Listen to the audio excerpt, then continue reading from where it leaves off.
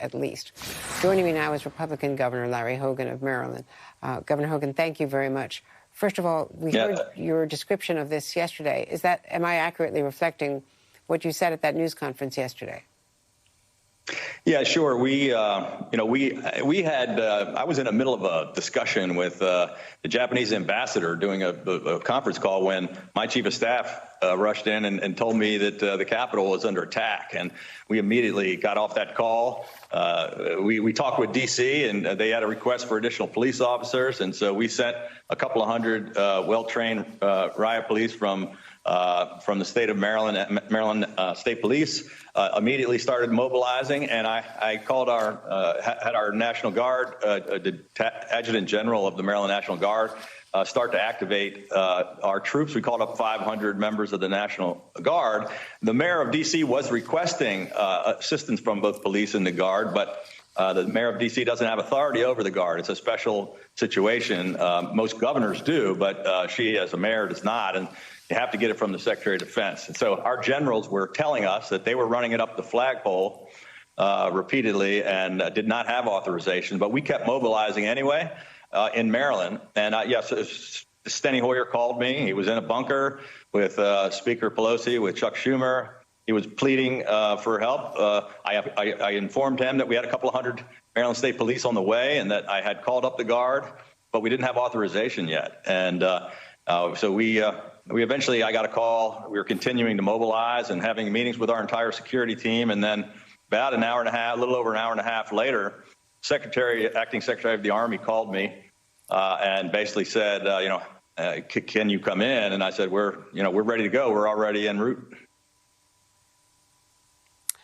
Remarkable. Governor Hogan, have you heard from the Defense Department about the delay? What caused the delay? I got a call earlier today from the Secretary of Defense, who just thanked us for our quick response and thanked us for what we were doing for the nation and sending in the 500 members of the Guard. I said, we're going to continue to provide them as long as they're needed. We've extended their activation through the inauguration to the end of the month to continue to provide whatever assistance we can for keeping our nation's capital safe. But we didn't get into any details about what was going on at the Pentagon or at the White House. I'm not privy to what was happening on the other end of the call. I can just tell you what we were doing here in Maryland. And is there any explanation that you understand from anything that your teams have told you about why there was such a delay in getting help to the Speaker of the House and the others who were in a bunker, as well as all the people? And 5 lives were lost in connection to this. Yeah, it's tragic. I can only tell you that we started acting within the first couple of minutes of hearing about it, both with our police agencies and with our National Guard. By the way, the Maryland National Guard were the first to arrive. But I don't know. Look, there was a lot going on. I was out in Annapolis. We're about 30 miles away, our state capital, but I wasn't in D.C., wasn't involved in those particular decisions. I have no idea how the Capitol was left unprotected. I just know that we came to their aid as rapidly as we possibly could. Should the president resign? I said yesterday that I thought that the country would be better off if the president resigned or was removed from office. I think if Mike Pence could conduct a peaceful transition over the next couple of weeks until President Biden gets sworn in, I think it would be better for the country. I'm not sure if that's going to happen or not, but I think that's something that would help us heal the wounds and move on. I mean, we know there's going to be a peaceful transition on January 20th, but who knows what's going on in the meantime.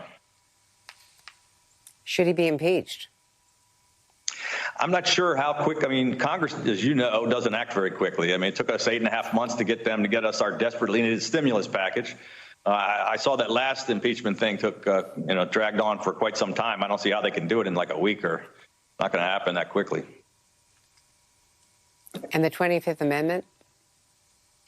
We've been busy, focused on the vaccines and the virus and what we're doing with the Guard and the police. I haven't heard. I know there's some speculation about what's happening with discussions with the cabinet, but I don't know exactly what those discussions are.